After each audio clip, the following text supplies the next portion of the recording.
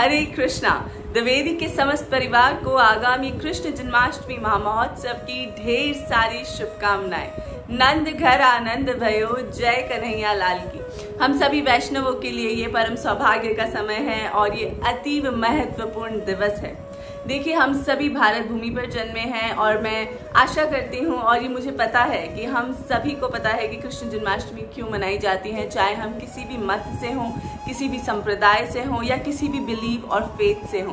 तो हम आज ये क्वेश्चन नहीं लेने वाले हैं कि कृष्ण जन्माष्टमी क्यों मनाई जाती है, परंतु उसी के साथ साथ काफ़ी सारे सवाल आए हैं जन्माष्टमी से रिलेटेड, जिनमें सवाल है कि कब मनाना है, व्रत कैसे करना है, कैसे इसे सेलिब्रेट करें, अभिषेक कैसे करें, इसी के साथ साथ भोग का क्या करें और जन्माष्टमी पे क्या करें और क्या ना करें। बहुत सारे सवाल हैं। हम इस वीडियो को बहुत लंबा ना करते हुए शॉर्ट में इन सभी टॉपिक्स के बारे में जानकारी प्राप्त करने वाले। सो विदाउट वेस्टिंग टाइम बढ़ते हैं आज के वीडियो की तरफ और लेते हैं पहला सवाल कि जन्माष्टमी कब मनाई जा रही है। जन्माष्टमी इस वर्ष अर्थात 2024 में 26 अगस्त को सेलिब्रेट की जा रही है। देखिए, इसमें कोई मत या भेद नहीं है, क्योंकि बहुत से लोगों ने कहा कि हमारे संप्रदाय में हमें अलग डेट है, एक आगे या एक पीछे। तो देखिए, मैं आपको ये क्लियर करना चाहूँगी कि जिस भी तिथि में जन्माष्टमी ज़्यादा दिन के लिए आती है, ज़्यादा समय के लिए आती है, उसे जन्माष्टमी कंसिडर किया जाता है। अदरवाइज इसमें किसी प्रकार का वाद विवाद नहीं है। जो आपके आचार्यगण कह रहे हैं, आप उसके अनुसार, यदि किसी संप्रदाय से जुड़े हुए हैं तो उसके अनुसार करें। अन्यथा संपूर्ण भारत में ये 26 अगस्त को मनाई जा रही है। अब दूसरा क्वेश्चन आता है कि इसमें हमें फास्टिंग कैसे करना है, उपवास कैसे करना है। चलिए पहले समझते हैं उपवास का तात्पर्य क्या है। उपवास का तात्पर्य है उप अर्थात निकट, वास अर्थात वास करना, भगवान के निकट होने का आभास ही उपवास है। कैसे ये इस प्रकार से है, हम इसका थोड़ा डिटेल देखते हैं एक लाइन में कि हम सबसे ज्यादा अगर ड्यूरिंग द डे कुछ सोचते हैं जॉब के अलावा, तो वो होता है breakfast, lunch, dinner and T times. इस पे हमें कुछ खाना पीना होता है। तो हम अपनी जो आकांक्षाएं हैं इसे कंट्रोल करके, उपवास करके, भगवान की लीलाओं का स्मरण करते हुए भगवान के निकटतम होने का आभास करते हैं। देखिए, उपवास किस प्रकार से करना है, इसे आप एकादशी के प्रकार से कर सकते हैं। उपवास निर्जला अर्थात बिना जल के, सजला अर्थात जल के साथ, सफला अर्थात फल के साथ, सफलाहारी अर्थात फलाहारी फूड का कंजम्पशन करके किया जा सकता है, जो आपको स्क्रीन पे ऑप्शंस दिख रहे हैं। उपवास पूर्ण रूप से आपको अपने स्वास्थ्य को देखते हुए करना है, क्योंकि हर किसी का बॉडी टाइप डिफरेंट होता है और उसे अपने ही बॉडी टाइप के अकॉर्डिंग अपने मेडिकल और फिजिकल चीज़ों को देखते हुए ही उपवास करना है। हमें किसी का देखकर नहीं करना, हमसे जो बनता है हमें वो करना है, क्योंकि इन चीज़ों में श्रद्धा की आवश्यकता होती है। तो ये हो गया उपवास, हमें एकादशी की प्रकार से ही इसमें उपवास करना है। डिफरेंस सिर्फ इतना है कि हमें अभिषेक जो होता है भगवान का रात को, उसके बाद सिर्फ फलाहारी वाला ही प्रसाद लेना है। अन्न हमें अगले दिन ही खाना है, क्योंकि हर विष्णु तत्व व्रत जो होते हैं वो 24 आवर्स तक होते हैं। 25 की इवनिंग से अन्न जल्दी खाकर समाप्त कर देना है भोजन कार्य, अर्थात सूर्यास्त से पहले पहले हमें भोजन करना है। 26 को हमें व्रत करना है, उपवास करना है। किस प्रकार से करना है वो हम ऑलरेडी डिस्कस कर चुके हैं।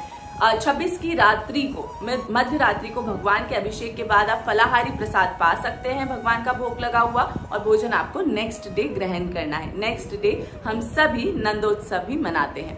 तो ये हो गई व्रत के बारे में सभी प्रकार की जानकारी। अब सवाल आता है कि हमें एकादशी पर क्या करना है। बहुत सिंपल है।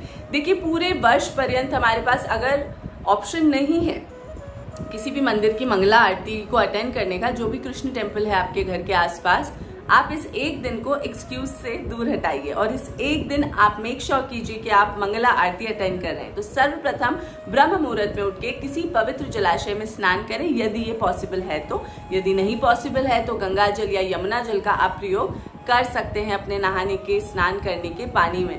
तत्पश्चात आप घर के निकटतम जो भी टेम्पल है वहां पर मंगला आरती जरूर अटेंड कीजिए। उसके बाद आप घर पे आने के बाद अपने घर के अर्च विग्रहों की सेवा कीजिए। सेवा में पंचोपचार से सेवा की जा सकती है। पंचोपचार सेवा कैसे करनी है इस पर हम ऑलरेडी रील क्रिएट कर चुके हैं, आप जाकर सर्च करके देख सकते हैं। पंचोपचार सेवा कीजिए, भगवान का खूब सारा श्रृंगार कीजिए। देखिए, भगवान आपके घर का बच्चा है, यदि आपके घर के बच्चे का जन्मदिन होता है तो किस प्रकार आप निमंत्रण देते हैं सबको, घर को डेकोरेट करते हैं, अच्छा अच्छा भोजन व्यंजन बनाते हैं बच्चे के को जो पसंद है उसके अनुसार, तो ये उसी प्रकार से आपको सेलिब्रेट करना है।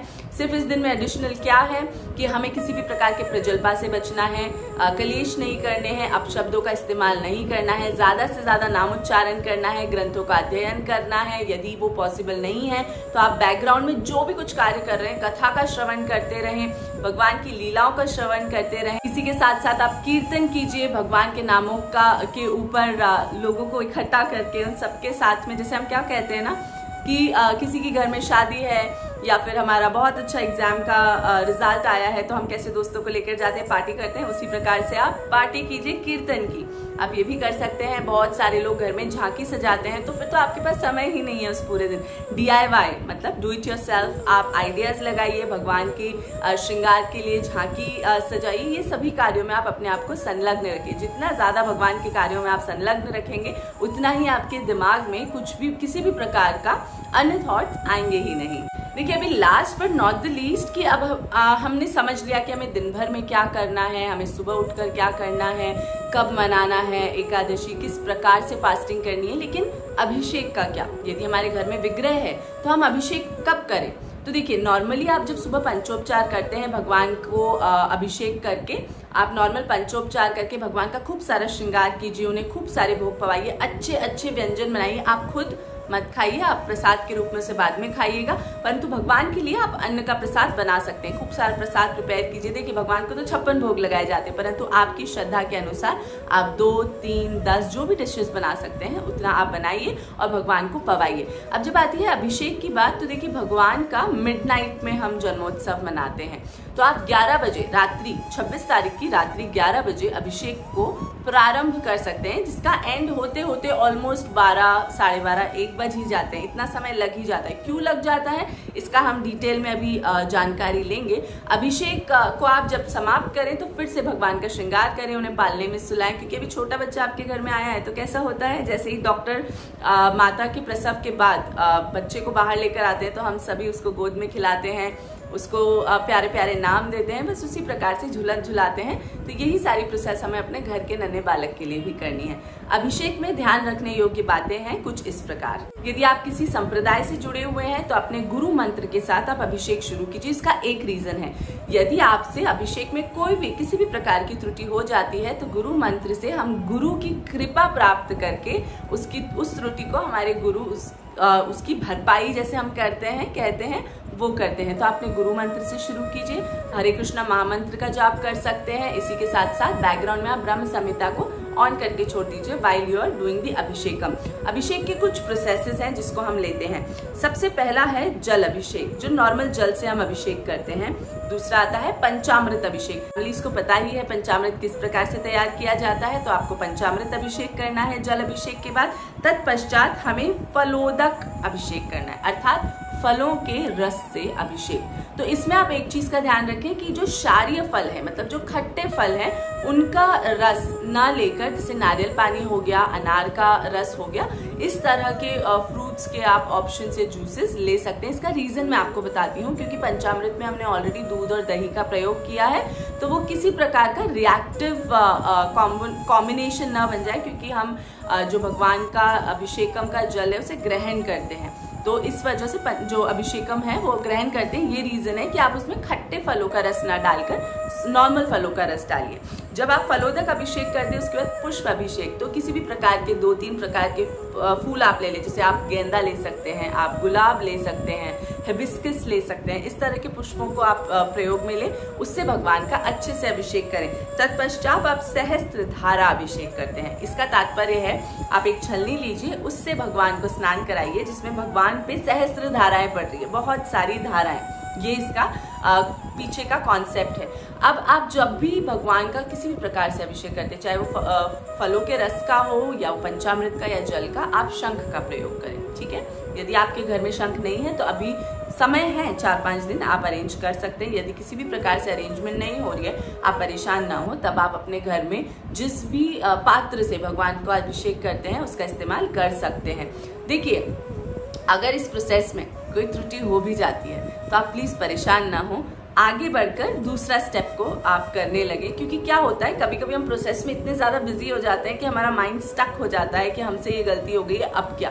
तो आप आगे बढ़ें, भगवान से क्षमा याचना करें। जानबूझ के तो आप गलती करेंगे नहीं, परंतु अगर कुछ हो जाता है तो भगवान भावग्राही हैं, वो आपके भाव देख रहे हैं कि आपने कितने प्यार से उनका ये सारा श्रृंगार किया है, झांकी सजाई है, उनका अभिषेक कर रहे हैं। सबसे इम्पोर्टेंट ध्यान देने योग्य बात, तुलसी दल का चयन सूर्यास्त से पहले इकट्ठा करके रख लें। अब आप भगवान को क्या ऑफर कर सकते हैं? तुलसी की माला ऑफर कर सकते हैं, फ्रूट्स की माला ऑफर कर सकते हैं। अगर आपके घर के ठाकुर जी का विग्रह थोड़ा छोटा साइज का है तो आप छोटे वाले फ्रूट्स लीजिए, चेरी ले लीजिए, ग्रेप्स ले लीजिए, मखाना ले लीजिए, काजू बादाम ले लीजिए। इस तरह से अगर काजू बादाम में आप सुई नहीं डाल पा रहे हैं माला बनाने के लिए तो उनको थोड़ा सा सोक कर दें, उसके बाद माला बनाकर उन्हें ड्राई कर दें। ये भी किया जा सकता है। ये मैं ऑप्शंस दे रही हूँ, सभी कुछ करने की जरूरत नहीं है, परंतु आप जो कर सकते हैं घर में ही करें और वो बहुत सुंदरता से आप कर सकते हैं। तुलसी दल भगवान के हर प्रकार के अभिषेक में और भोग में और भगवान को पवाया जाने वाला जो ऑफर किया हुआ जल है उसमें डालना अनिवार्य है, क्योंकि भगवान श्री कृष्ण कुछ भी तुलसी दल के बिना ग्रहण नहीं करते हैं। अब एक चीज और मेरे दिमाग में अभी आई तो मैंने सोचा मैं आप लोगों से शेयर करूं, क्योंकि बहुत सारे लोग चतुर्मास को फॉलो कर रहे हैं और दही दूध का कंजम्पशन उन्होंने बंद किया है, परंतु उनका सवाल है कि यदि पंचामृत में वो है तो हम क्या करें। देखिए, पंचामृत महाप्रसाद है, उसको आप ग्रहण कर सकते हैं। भगवान के हम कह सकते हैं भगवान को छूकर वो हमको मिल रहा है तो हम उसे ग्रहण कर सकते हैं, ऐसी कोई परेशानी नहीं है। परंतु अलग से आप इन चीज़ों का जो प्रोडक्ट्स हैं डायरेक्ट कंजम्पशन इसका न करें। यदि आप फॉलो कर रहे हैं तो, यदि आप फॉलो नहीं कर रहे हैं चतुर्मास में तो कोई प्रॉब्लम नहीं है, आप पंचामृत ग्रहण कर सकते हैं। तो यही एक छोटा सा वीडियो हमने कोशिश किया है कि आपको जल्दी से सारी इन्फॉर्मेशन दें, ताकि अभी भी 5 दिन हैं, 4-5 दिन है जन्माष्टमी, तो आप अपने घर पे प्रेपरेशन कर सके। देखिए, क्योंकि मैं उदयपुर में थी काफ़ी दिनों से, 1 महीने से, और मैं कल ही रात वापस आई हूँ, तो मुझे समय नहीं मिल पाया कि मैं हमारे यहाँ जो झांकी सजने वाली है इसको पूरी तरह से रिकॉर्ड कर पाऊँ। यदि वो पॉसिबिलिटी हुई और अगर रिकॉर्डिंग अच्छे से गई या हो गई तो मैं आपके साथ वो ज़रूर से शेयर करूंगी, पर हो सकता है कि उसमें 2-3 दिन लग जाएं और वो आइडियाज़ जो मैं करने वाली हूँ वो आपके साथ शेयर ना कर पाऊँ। परंतु वो आगे के जैसे राधा अष्टमी है या फिर नंदोत्सव है उसके लिए आप वो तैयारी कर सकते हैं। मैं पूरी कोशिश करूंगी, but I can not promise that I will create that video and share it with you, but I will try my level best. और हम आशा करते हैं कि आज का वीडियो आपको कुछ हेल्प करेगा आपकी प्रेपरेशंस में। यदि आपके कोई भी सवाल हैं तो हो सकता है हम इस पर सेपरेट वीडियो या रील तो ना क्रिएट कर पाएँ, परंतु आप हमें सवाल भेजिए, हम अपने ब्रॉडकास्ट में उसके ऑडियो मैसेजेस के थ्रू आंसर्स ज़रूर करेंगे। यदि कोई पॉइंट छूट गया है तो आप ज़रूर से सवाल पूछ सकते हैं। Thank you for watching this video. Hare Krishna.